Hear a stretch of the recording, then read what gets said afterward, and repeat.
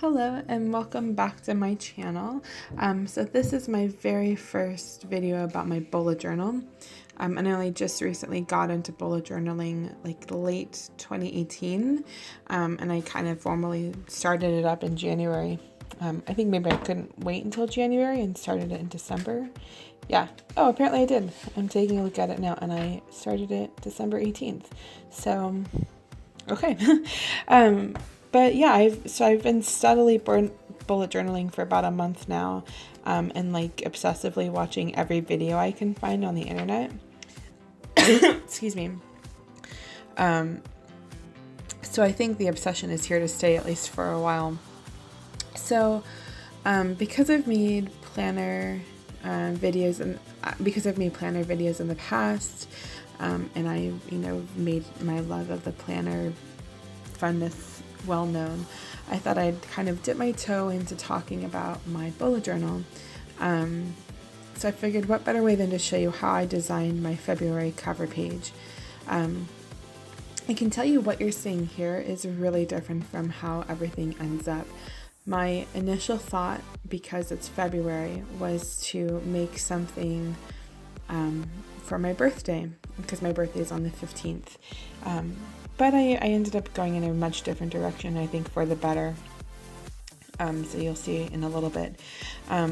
But so essentially what I'm doing with this cover page, I don't really draw my cover pages. I did a couple back in December and January, and they were okay, but I really wanted something to be very colorful and beautiful and artistic. So I went back to my roots a little bit and made a sticker. And it was really easy. All I did was I pre-measured my page size and on my bullet journal, created that size in Photoshop, and then designed my layout on top of that. I then printed it out on glossy sticker paper, cut it to size, and pasted it down on a page. What I really like about it is that when you have the stickers in there, it really adds to the heft of the page, which is really handy if on the other side you want to use a thicker ink marker that would ordinarily bleed through. You don't have to worry about that. Nice little tip. But mostly I like it because it just gives a really nice pop of color, and I think makes a statement. Like, this is February and everything that you see here is beautiful. So in the vein of birthdays, I was playing around with the idea of a banner. And I had this one and another one that I really liked. This one here that looked more jewel toned, like amethyst, which was obviously fitting for February because amethyst is the birthstone.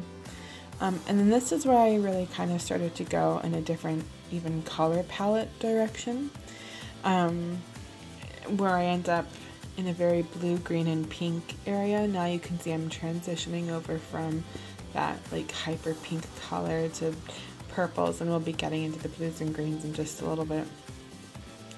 And one thing, I've recorded this video or this voiceover like 3 or 4 times now because my microphone is not working properly, so I'm recording this on my phone.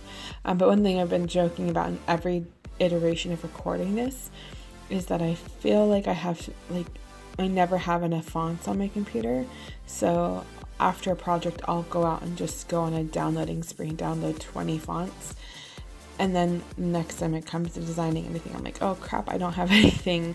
I guess it's like having a closet full of clothes and not having nothing to wear.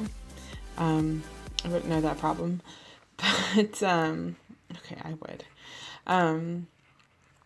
Anyway, where was I going with this? Oh, here you can see it's starting to get more in where we leave or where we finish the page. So I use the 2 cacti. I do settle on a font here, right there.